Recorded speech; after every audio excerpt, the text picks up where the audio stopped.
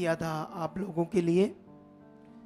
क्योंकि होता क्या है, जो परमेश्वर वर्ड देता है, अगर वो वर्ड हम विश्वास से लेते हैं या विश्वास से मानते हैं तो फिर तो रिजल्ट आता है। अगर हमें याद नहीं है वचन, आज क्या कहा था मैंने, आज कौन सी मीटिंग होनी है, अगर हमें याद है, हमारा फेथ उस बात पर बना है, फिर तो वो रिजल्ट आएगा। अगर हम भूल गए, हम नॉर्मली आए हैं, तो फिर वो वचन हमारे अंदर नहीं है, तो कैसे वो विश्वास के साथ रिजल्ट आएगा। कितने लोगों को पता आज होली कम्युनियन के अलावा मैंने कुछ कहा था, आज कौन सी मीटिंग करेंगे? हाथ उठाओ, कितने लोगों को पता है? इतने लोगों को पता है? सच्ची ऊंचा बोलो, जितने लोग हाथ खड़ा करें एक साथ। कौन सी मीटिंग? Healing meeting. और जितने लोग हाथ नहीं खड़ा किए थे, इसका मतलब उनको पता नहीं, वो नॉर्मल आए यहाँ पर। ठीक है। तो जब मैंने हीलिंग मीटिंग के लिए प्रार्थना करना शुरू किया कुछ टाइम पहले, जब परमेश्वर ने मेरे मन में डाला, तो मैं लगातार प्रार्थना कर रहा था। तो फिर बाइबल को पढ़ने लगा, क्योंकि मुझे हीलिंग के लिए आपको वर्ड देने थे। तो जब मैं पढ़ रहा था तो ये लंबा हो रहा था सारा कुछ, एक मीटिंग में कंप्लीट नहीं हो रहा था जो आपको सिखाना था, समझाना था हीलिंग के बारे में। तो मैंने फिर परमेश्वर से प्रार्थना कर रहा था, तो परमेश्वर ने कहा ये 3 मीटिंग कर लो आप।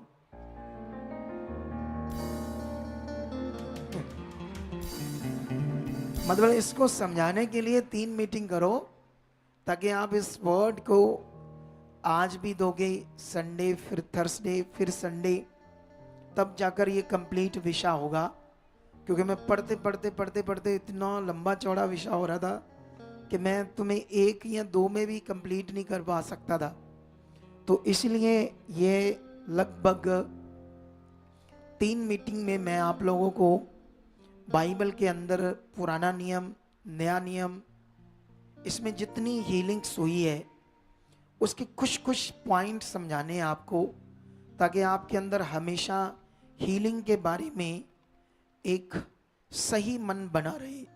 जैसे आज भी हम बहुत सारी टेस्टमनी सुन रहे थे, तो उन टेस्टमनी जैसे बाइबल में लिखा, वो उस समय है ना, हजारों साल पहले हमारे जैसे हमारे बहन भाई जिन्होंने विश्वास किया उस जमाने में, तो उन्होंने बड़े बड़े काम देखे। तो कई तरह की हीलिंग्स हुई, जो सारी भी नहीं लिखी गई, लेकिन कुछ काम लिखे गए हमारे विश्वास के लिए, ताकि हमारा विश्वास बने परमेश्वर के ऊपर के ऐसा परमेश्वर कर सकता है ना। अगर देखो अभी और भी ग्रंथ हैं दुनिया में, तो उन ग्रंथों में कुछ भी हीलिंग के बारे नहीं लिखा, तो इसलिए वहाँ हीलिंग होती भी नहीं है।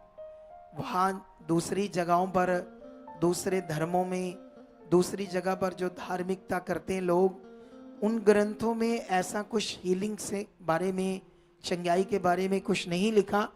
तो इसलिए वहाँ पर कोई भी हीलिंग प्रोग्राम या हीलिंग ऐसे सभाएं नहीं होती।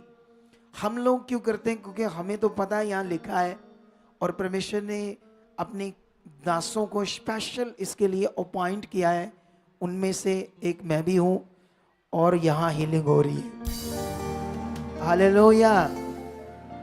तो इस विषय को आज हम लोगों ने समझना है बड़े अच्छे से, ताकि हम अपने मन को उस तरफ सही से पक्का कर सके, है ना। क्योंकि जो खुदा के वचन में लिखा है वो 100% रियलिटी है, सच्चाई है, वो बदल नहीं सकता जो परमेश्वर ने कहा है। लेकिन सवाल ये है, जैसे अभी यहाँ पर कुछ लोग गांठ, है ना, रिसौलियाँ, गांठ की गवाहियाँ हमने सुनी, लेकिन कई बार कई लोग नहीं भी हील होते गांठ से, रिसौलियों से, और कुछ लोग हो रहे हैं। क्योंकि ये मिनिस्ट्री पॉजिटिव है, तो यहाँ पर कुछ भी लुका छिपा या ऐसे बढ़ा चढ़ाकर बातें नहीं होती। यहाँ पर सारी बातें सीधी सीधी साफ साफ होती है। जो नहीं हुआ नहीं हुआ, जो हुआ हुआ, कितना हुआ, कैसे हुआ, ऐसे नहीं, मैं तुम्हें पहले भी बता रहा था, एक मिनिस्ट्री का मैं क्रूसेड देख रहा था, अमृतसर में हुआ था। तो 8 गूंगों की गवाहियां दी, एक भी गूंगा नहीं बोला, सच्ची। मैं सोचा ये क्या कर रहे हैं, क्या साबित करना चाहते हैं ये? लोग संसार के बेवकूफ हैं, जो उनको नहीं नजर आएगा ये पा पा पा पा बस इतना बोला कहते गूंगा गूंगा गूंगा, बोल पे, सारे रोला डाल डाल रहे थे। तो इतना सा बोलना पा पा, कुछ तो इतना भी नहीं बोल रहे थे। उसको बोल रहा है बोल पापा, वो कहता आ आ आ आ, मतलब जैसे गूंगा बोलते हैं। तो शर्म करनी चाहिए हमारे लोगों को। बढ़ो परमेश्वर में, जैसे हम बढ़ रहे हैं, एक दिन गूंगे भी बोलेंगे यीशु नाम से। और फोकस बनाओ, और लोगों को सिखाओ, और खुदा के साथ आत्मिक मेहनत करो, अपने विश्वास को बनाए रखो। परमेश्वर गूंगे भी बुलाएगा। अगर परमेश्वर किसी की गांठ को निकाल सकता है, अगर परमेश्वर किसी के 11 साल के लहू बहने के रोग को, जो तांत्रिक बाबाओं से, इतनी धार्मिकताओं से, इतने डॉक्टरों से बंद नहीं हुआ, अगर वो कर सकता है तो क्या गूंगे को बुलवा नहीं सकता वो? बोलो। एक दिन मैं सोच रहा था ऐसे प्रार्थना में बैठे बैठे कि हमारे चर्च में मोतियां जो आंख में होता है उसकी गवाही बहुत कम है, 1-2 बार हुई है। अगर किसी को कैंसर परमेश्वर दूर कर सकता है, रीढ़ की हड्डी के मनकों को, दबों को, स्पाइन को, नस जो दब जाती है, उनसे इतने खतरनाक रोगों से हील कर सकता है, तो मोतियां क्यों नहीं परमेश्वर गायब कर सकता आंख से? या जिनकी नजर कम हो चुकी है उनकी आंख की रोशनी वापस क्यों नहीं लेकर आ सकता? तो परमेश्वर ने मुझे बताया, मुझे तुमने कभी लोगों का इसमें फोकस नहीं बनाया, फोकस बना, फिर ये भी होगा। हालेलुया। और मैंने भी कभी इस पर ज्यादा फोकस ना बनाया हो, आप लोगों का मोतिये के ऊपर, या ऐसे वर्ड दिया हो, या आपको समझाया हो, क्योंकि ये विषय जिस चीज में हम फोकस बनाते हैं, मन को अच्छा करते हैं, तेज करते हैं उस फोकस में, तो वो काम भी होते हैं। हालेलुया। तो अभी हम स्टार्ट करेंगे जल्दी जल्दी, ताकि ज़्यादा देर ना हो जाए, क्योंकि मैं चाहता हूँ टाइम से ही सब कुछ हो जाए। क्योंकि जो गवाहियों को 1.5 घंटा इन्होंने लगाया, मैं देख रहा था 20 मिनट पहले ख़त्म कर सकते थे ये लोग, लेकिन इनसे ख़त्म क्यों नहीं हुआ? क्योंकि कुछ बच्चों को एक्सपीरियंस कम था गवाही देने का, जिनको हमने नए बच्चों को लगाया है। जो 5 मिनट में गवाही हो सकती थी, उन्होंने 12-13 मिनट लगाई। तो उससे क्या होता है, गवाहियाँ लंबा लंबा हो रही थी। ये जैसे जैसे हम काम करते हैं परमेश्वर का, हमें प्रैक्टिस होती है कैसे बोलना है, कहाँ कैसे पॉइंट बताए जाने हैं। क्योंकि जब एक्सपीरियंस कम होता है तो हमसे लंबा हो जाता है बोलना। तो लेकिन क्या है, हम मौका तो देंगे ना, तभी वो आगे बढ़ पाएंगे। अगर हम सोचें ये लंबा करे रहने दो, फिर वो आगे नहीं बढ़ पाएंगे, वो उस तरह से चीज़ों को नहीं कर पाएंगे। हालेलुया। एक बार ऊंचा बोलो हालेलुया, और बोलो ऊंचा हालेलुया। गुड, आप बहुत अच्छे हो चुके हो। मेरा विश्वास है आप बहुत ज्यादा अच्छे और भी होंगे, ये मेरा विश्वास है। तो हम अपने टॉपिक को जल्दी जल्दी स्टार्ट करेंगे, नहीं तो फिर आप कहोगे आपने भी बड़ा लंबा कर दिया, है ना? तो इसीलिए फिर हम जल्दी जल्दी स्टार्ट करेंगे। भाई मुझ पर ज़्यादा हवा ना रखना, क्योंकि मेरी ड्यूटी इस समय, चाहे गर्मी भी लगे तभी भी मुझे वर्ड देना, क्योंकि हवा से पेपर वगैरह बिखरेंगे तो फिर डिस्टरबेंस होगा ना। तो अभी हम थोड़ा सा जल्दी जल्दी करेंगे। तो अब हम जाएंगे जैसे पुराना नियम, नया नियम। तो जब हम पुराने नियम में परमेश्वर का वर्ड या परमेश्वर का राज्य देखते हैं, जो यीशु मसीह के आने से पहले था, तो पुराना नियम लगभग 5000 सालों का रिकॉर्ड है, जो बाइबल है, पुराना नियम जो लिखा गया है। तो नया नियम जो लिखा है वो 50 सालों का लगभग रिकॉर्ड है। बड़ा अंतर है ना? लेकिन जब तुम पुराना नियम पढ़ोगे तो तुम्हें रिटर्न रिकॉर्ड में इतना ज्यादा हीलिंग्स पुराने नियम में नहीं मिलेगी। ये तुम्हें थोड़ा सा सोचना होगा इस बात पर। पुराने नियम में 5000 साल तक परमेश्वर अपने लोगों के साथ रहा, नबियों के साथ रहा, नबियों को खड़ा किया, बहुत कुछ हुआ, युद्ध जितवाए। हीलिंग तो बहुत लिटिल स्मॉल है पुराने नियम में, लेकिन मिरेकल बहुत है, अद्भुत चमत्कार, जैसे नदियों को सुखा देना, समुद्र के 2 भाग होने, कई कुछ ऐसी चीज़ें, जैसे अपने लोगों के लिए आसमान से खाना उतरना, बहुत कुछ है परमेश्वर का पुराने नियम में। लेकिन हीलिंग के बारे में अगर हम चेक करेंगे तो रिकॉर्ड में ज़्यादा से ज़्यादा 4 या 5 बार आपको मिलेगा हीलिंग, ठीक है। उनमें से मैं शायद लगभग आपको 3 या 4 जगह पर थोड़ा सा समझाऊंगा ताकि पढ़कर, है ना। तो पहले हम पढ़ते हैं पहला राजा 17 अध्याय, उसका 20, 21, 22 3 वचन स्क्रीन से चेक करते हैं और इसे पढ़ेंगे जल्दी जल्दी। तो पढ़ देते हैं क्या क्या लिखा यहाँ पर 20 में।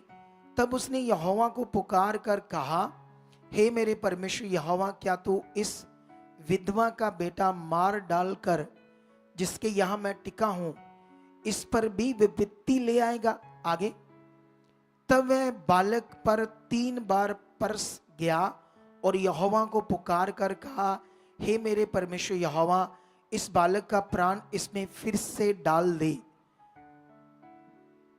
एलिया की ये बात यहोवा ने सुन ली और बालक का प्राण उसमें फिर आ गया और वह जी उठा। हालेलुया। कितने लोगों को ये वचन पढ़ने के बाद थोड़ा सा समझ आया होगा? अब मैं डिटेल से कुछ बातों को समझाऊंगा, मेरी तरफ ध्यान देना। ये उस टाइम की बात है जब उस जमाने में पूरे देशों पर अकाल पड़ गया और परमेश्वर एलिया को सारपत नगर में लेकर गया। यहाँ एक विधवा और उसका बेटा दोनों थे और वो मरने वाले थे। क्यों मरने वाले थे? क्योंकि खाने पीने की चीज़ें खत्म हो चुकी थी और एलिया के द्वारा वहाँ ना तो उनका आटा खत्म हुआ, ना उनके घर से घी खत्म हुआ परमेश्वर की सामर्थ से। लेकिन उसके बाद अचानक से उसको कुछ होता है, जब लॉन्ग टाइम तक उनके पास ये रहता है, बीमार होता है और वो मर जाता है। और मरने के बाद वो एलिया से कुछ अपने मन में दुविधा की बातें करती है। तू इसलिए आया था कि मेरा बेटा मर जाए, ऐसे कुछ नेगेटिव बातें या कुछ रोष की बातें कि तू मेरे पाप को प्रकट करने आया होगा ना, अगर मेरी जिंदगी में कोई पाप होंगे इसीलिए मेरे बेटे का मर गया। तो उस समय ये हीलिंग प्रकट होती है पुराने नियम में एलिया भविष्यवक्ता के द्वारा। हालेलुया। एलिया यहां पर जब हमने पढ़ा तो उसके इसको जिंदा करने का पॉइंट क्या था, ये आपके दिमाग में रखना है। एलिया ने सबसे पहले तो परमेश्वर को पुकारा इन द सेंस बात की, परमेश्वर के सामने अपने मन को रखा, अपनी प्रार्थना को रखा, अपनी बात को रखा परमेश्वर के सामने एलिया ने। तो एलिया जैसे लिखा हुआ है, क्योंकि मैं तुम्हें बताना चाहता हूं कि बाइबल में बहुत जगह पर ट्रांसलेटर से भी मिस्टेक हुई है शब्दों को लिखने में। जब हम पढ़ते हैं तो कई जगह पर, मैं जब पढ़ता हूं, आपका तो मुझे पता नहीं है, मुझे फील होता है यहाँ शब्द आगे पीछे रचना से, इसीलिए मैं तुम्हें बाइबल को बहुत ठीक करके देता हूं आत्मा के द्वारा, होली स्पिरिट के द्वारा। लेकिन यहां पर उसके सबसे पहले तो इस विषय को उसने परमेश्वर के सामने रखा, लेकिन उसके बाद उसकी बॉडी के ऊपर वो पूरी तरह से लेट गया। मे बी उसको हाथों में हाथ डाले, मुंह पर मुंह रखा, हो सकता है उसके मुंह से ऐसे थोड़ा सा सांस भी दिया होगा, ऐसा कुछ उसने कुछ ना कुछ प्रैक्टिकल चीज करने लगा उस डेड बॉडी के साथ। लेकिन जो भी वो कर रहा था, आई डोंट नो क्या कर रहा था, पूरी तरह से नहीं लिखा, लेकिन ये लास्ट में जरूर लिखा है कि परमेश्वर ने उसकी बात को, उसकी प्रार्थना को सुन लिया और उस डेड बॉडी में, विधवा के बेटे में खुदा ने, यहोवा ने जान डाल दी। हालेलुया। पुराने नियम का एक ये हीलिंग का पॉइंट है जो मैंने आपके सामने रखा। इसी तरह का एक और पॉइंट है, एलिया का ही एक चेला है, उसी का नाम है अलीशा। तो अलीशा के द्वारा भी एक मुर्दा जिंदा हुआ, उसको भी थोड़ा सा पढ़ते हैं। दूसरा राजा 4 की 33, 34 और 35 3 वचन पढ़ते। क्या लिखा? तब उसने अकेला भीतर जाकर किवाड़ बंद किया और यहोवा से प्रार्थना की। तब वह चढ़कर लड़के के पर इस रीति से लेट गया कि अपना मुंह उसके मुंह से और अपनी आंखें उसकी आंखों से और अपने हाथ उसके हाथों से मिला दिए और वह लड़के पर पसर गया। मतलब कुछ प्रैक्टिकल करने लगा, सांस देने लगा, हाथों में पकड़ लिया, कुछ ऐसी चीज कर रहा है उसके साथ। तब लड़के की देह गर्म होने लगी और वह उसे छोड़कर घर में इधर उधर टहलने लगा और फिर चढ़कर लड़के पर पसर गया। तब लड़के ने 7 बार शिका और अपनी आंखें खोल ली और वह जिंदा हो गया। हालेलुया। अब तुम लोग जो परमेश्वर पर भरोसा रखते हो, तुम्हें भी परमेश्वर से चाहिए। अगर तुम्हारी जिंदगी में कोई हालात है, सिचुएशन है, कोई नशा करने वाला है, घर में क्लेश बड़ा है, या कोई फाइनेंशियल प्रॉब्लम चल रही है, आपका बिजनेस अच्छे से नहीं चल रहा, कोई ना कोई एनी मैटर जो आपकी लाइफ में है, तो अब आपको भी समझना होगा कि मुझे इसमें क्या करना है परमेश्वर के साथ, ताकि मेरी जिंदगी में भी वो ब्लेसिंग आए, डिलीवरेंस आए, छुटकारा आए। तो इसके लिए वर्ड को समझना बड़ा जरूरी है। हालेलुया। तो जब हमने एलिया के चेले अलीशा के बारे में देखा, तो अगर तुम वहां क्या क्या हुआ सारा पढ़ोगे, तो सबसे पहले जिसका ये बेटा मर गया, औरत का, वो बांझ थी, उसको बच्चा नहीं था। अलीशा को अपने घर में वो उतारती थी, उसने एक अटारी बनाकर दी।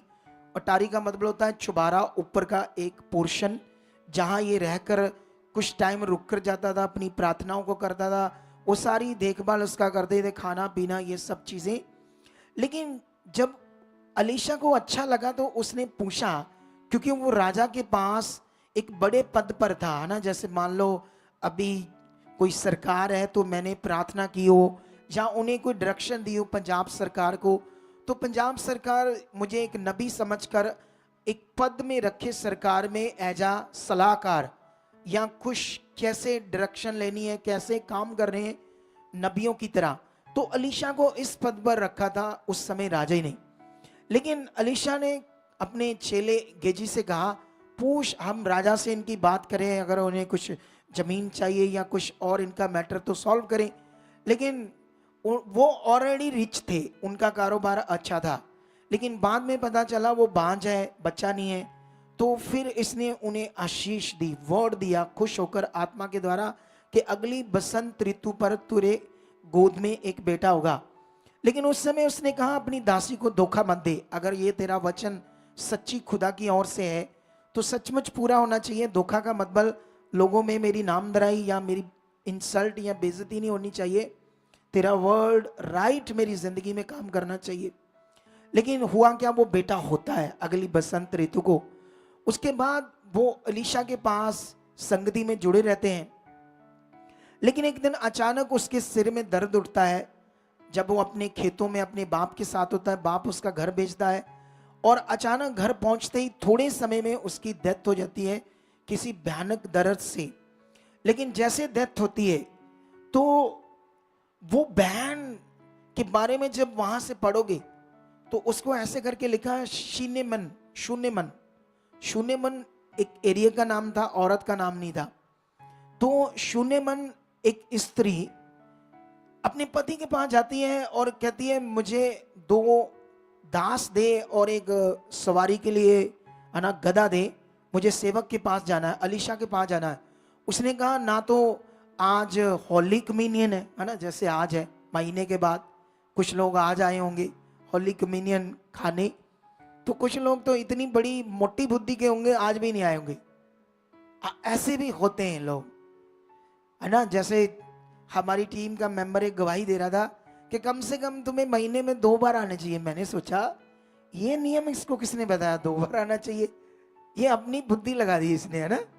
परमेश्वर ने 2 बार महीने में नहीं कहा, उसने तुम्हें हर 6 दिन के बाद जो 7वां दिन है उसमें कहा मेरे घर में आओ, मेरे भवन में आओ। हालेलुया। कितने लोगों को बात समझ आ रही है?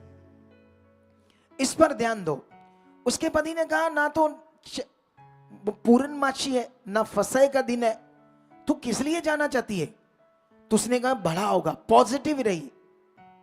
उसने नहीं बताया बेटा अपना मर गया है। ऊंची ऊंची रोने नहीं लगी। यहां कुछ लोग आते, हाय हाय हाय प्रार्थना करो, हाय जी गए जी, लुटे गए जी, खत्म हो गए जी, ऐसे रोते हैं, ऐसे हाय हाय करते रहते हैं। वो उसका फेथ तगड़ा था, वो बात को पकड़ चुकी थी। तो इसीलिए उसने क्या किया, जब अलीशा के पास पहुंचती है तो गेजी कहता है ये तो शून्यमन औरत है। तो पहले तो उसको हटाने लगा, फिर अलीशा ने कहा आने दो। फिर उसने सारा वृत्तांत बताया क्या हुआ। तो अलीशा ने अपने चेले गेजी को अपनी छड़ी दी कि जाकर उसकी बॉडी पर लगा, लेकिन जब तू रास्ते में जाएगा किसी से बात नहीं करना, ऐसे कहा था, ना नमस्कार करना ना बात करना। लेकिन वो जब जा रहा था तो लोगों को छड़ी दिखा रहा था, देख अलीशा की छड़ी मेरे हाथ में। क्योंकि उस जमाने में अगुए के हाथ में छड़ी होने का मतलब, अगर वो किसी के हाथ में तो उस पर बड़ी कृपा दृष्टि है, वो बड़ा नजदीक है, वो बड़ा खास जन है। अगर एलिया की छड़ी या एक नबी की छड़ी दूसरे के हाथ में, तो वो फुकरी मार रहा था रास्ते में जाता जाता। जैसे हम लोग भी कभी कभी हमारे द्वारा भी कुछ काम हो जाए तो हम समझते हैं हम अब बहुत कुछ है ना, हम भी अब खुश है। ऐसे वो फुकरी मार रहा था, लोगों को दिखा रहा था ऐसे, देख देखो छड़ी। जो मना किया था वचन उसने तोड़ दिया।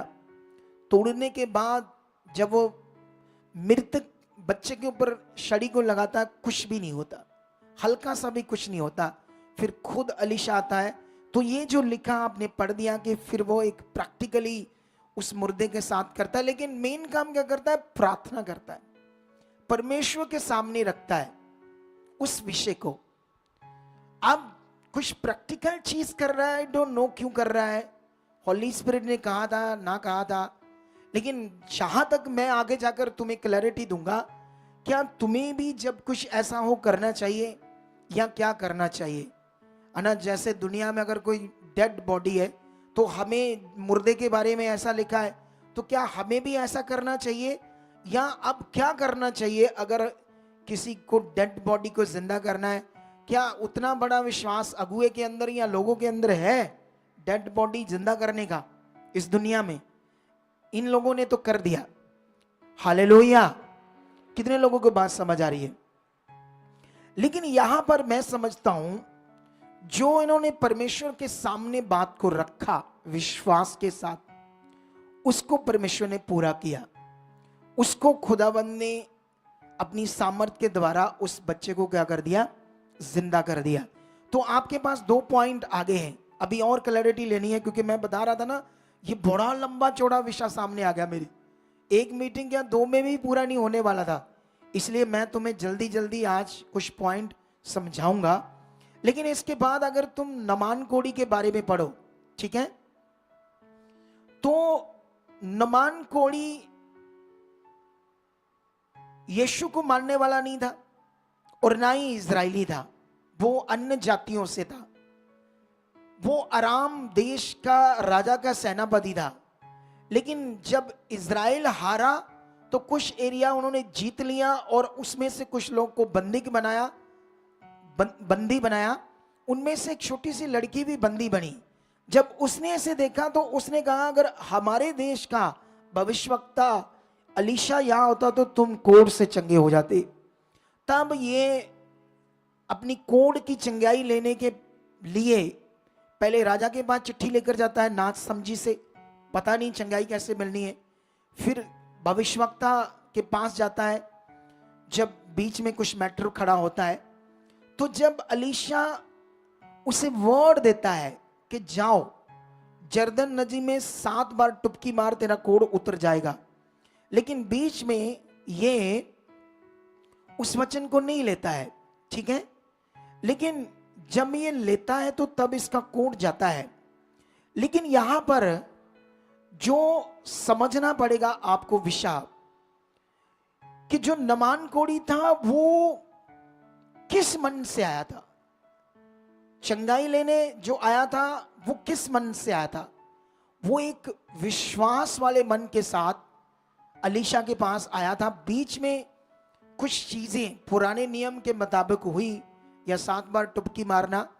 अगर हम नया नियम देखें तो नए नियम में जितने कोढ़ियों को चंगाई मिली है, किसी को भी यीशु ने या परमेश्वर ने ऐसे टुबकी की बात नहीं की, पानी में नहाओ या ऐसे टुबकी मारो तुम्हारा कोढ़ जाएगा। नए नियम में अगर आप चेक करोगे तो जितने भी कोढ़ी शुद्ध हुए, कैसे शुद्ध हुए? हालेलुया। कैसे शुद्ध हुए? वर्ड से, विश्वास से। एक नियम विश्वास और दूसरा परमेश्वर के मुंह से निकला हुआ वर्ड, वचन, उससे चंगाई पाए। नए नियम में कोई भी ऐसा हमें सीखने को नहीं मिला जिसमें हमें लगे कि कोढ़ी पुराने नियम में पानी में नहाकर या टुबकी मारकर चंगाई पाया। तो आपके दिमाग में ये बात रह जाए, अच्छा उस समय तो वो पानी से टुबकी मारकर चंगाई पाया था, तो शायद अगर कोई स्किन सोरियासिस है या स्किन प्रॉब्लम है, चमड़ी उतरती है या कोई और स्किन से रिलेटेड किसी को बीमारी है, तो हाँ उसे प्रार्थना करके कोई पानी डालना चाहिए। मे बी कुछ लोग ऐसा सोचते हो, समझते हो। लेकिन इस बीच में सारी हीलिंग के बाद तुम्हें सीखना होगा क्या करना है, कैसे हीलिंग होनी है तुम्हारी। अगर तुम्हारे अंदर ये माइंड में फिट हो गया अच्छे से ये पॉइंट, तो तुम्हारी बहुत सारी हीलिंग होगी। आमीन तो बड़ा छोटा है आप लोगों का, वर्ड इतना बड़ा था। उतने बड़े वर्ड के लिए उतना बड़ा मन चाहिए। हालेलुया। लेकिन अगर तुम दूसरा राजा की बुक में पढ़ोगे, 3 जगह पर तो मैंने तुम्हें हीलिंग का पॉइंट समझा दिया। अगर पुराने नियम में दूसरा राजा में पढ़ोगे तो वहां पर एक हिजकिया राजा था, उसको भी वचन में लिखा वो बीमार हो गया, रोगी हो गया। और परमेश्वर का वचन यशाया भविष्यवक्ता के पास, उसके पास पहुंचता है कि जो भी तुमने अपने घर को, परिवार को बात बतानी है, क्योंकि अब तेरे पास टाइम नहीं है, कुछ प्रबंध है, कुछ चीजें बतानी है तो सब कर लो, क्योंकि अब तू मृत्यु में चला जाएगा। लेकिन वो अच्छा राजा था, खरा था, सच्चे दिल का था और परमेश्वर के वचनों के ऊपर खराई से चलता था। इसलिए वो दीवार के साथ मुंह करके रोता है और परमेश्वर के सामने अपनी प्रार्थनाओं को रखता है कि परमेश्वर मैं तो निर्दोष हूं, तेरे सामने मैंने ऐसा कोई पाप नहीं किया जिससे मुझे मौत मिले। तो अभी यशाया आंगन से बाहर ही जाता है कि परमेश्वर का आत्मा उसे कहता है वापस जाकर उसे के तू अभी नहीं मरेगा, 15 साल और जिएगा। हालेलुया। लेकिन ये वर्ड देने के बाद एक वहां और विषय खड़ा होता है, वो तुम्हें समझना है इस वचन से। दूसरा राजा 20 का 7 सामने लाओ, क्या लिखा है ये देखो। सामने लिखा है, तब यशाया ने कहा अंजीरों की एक टिकिया लो। तब उन्होंने उसे लेकर फोड़ों पर बांधा, तब वह चंगा हो गया। हालेलुया। उस राजा के बॉडी के ऊपर बहुत सारे फोड़े, भयानक रोग निकल आया उसे, जो उस जमाने के वैद्यों से भी अच्छा नहीं हो रहा था। लेकिन अंजीरों की टिकियां, अंजीर समझते ना, खाने वाला फल है, लेकिन उसके अंदर इन्फेक्शन को रोकने वाले भी कुछ चीजें हैं, कुछ ऐसे परमेश्वर ने हर चीज में कुछ ना कुछ इलाज रखा है ना, जैसे लहसुन, अदरक। आप जानते हैं ये कोलेस्ट्रॉल को रोकता है, लहसुन और अदरक। हालेलुया। है तो हमारे खाने का एक चीज है ना, एज ए मसाला यूज करते हैं उसे हम लोग। लेकिन यहां पर परमेश्वर ने ऐसे कहा, लेकिन सवाल ये है कि जब यशायाह ने ऐसे कहा तू अब नहीं मरेगा, 15 साल और जिएगा, तो ये वर्ड है। लेकिन फिर ये करना चाहिए था, ऐसी टिक्कियां उसके फोड़ों पर बांधनी चाहिए थी? नहीं बांधनी चाहिए थी ना। लेकिन अकॉर्डिंग टू पुराना नियम ऐसा कुछ परमेश्वर की इच्छा थी, जिसकी डिक्लेरेशन इतनी ज्यादा हमारे पास नहीं है कि क्यों खुदावंद ने ऐसे उससे कहा। लेकिन हमारे पास एक वर्ड से समझ आता है कि उसको चंगाई मिली ऐसे बाद में। लेकिन सवाल है, क्या हमारे साथ भी जब भी कुछ होता है तो हमें भी अकॉर्डिंग टू बाइबल, जैसे पुराना नियम, हमने कुछ चीजों को देखा, जैसे बॉडी का स्किन कोई प्रॉब्लम होती है तो पानी की टुपकी हमारे दिमाग में रह जाए, या प्रार्थना किया पानी टब पर प्रार्थना करो, नहाओ या मग्गों से कुछ ऐसा करो तुम्हारे दिमाग में रह जाए, या फोड़े हो गए या कुछ जख्म हो गया तो दिमाग में आ जाए, हाँ अंजीरों की टिक्कियां बांधी थी तो हम भी बांध सकते हैं क्योंकि ऐसा वचन में लिखा है। क्या तुम्हारे लिए ऐसा कुछ पॉइंट है या क्या पॉइंट है? इसकी क्लैरिटी तुम्हें लेनी होगी, क्योंकि अगर हम परमेश्वर के वचन से अच्छे तरीके से क्लैरिटी नहीं लेते तो फिर हम अपने फेथ में आगे पीछे रह सकते हैं।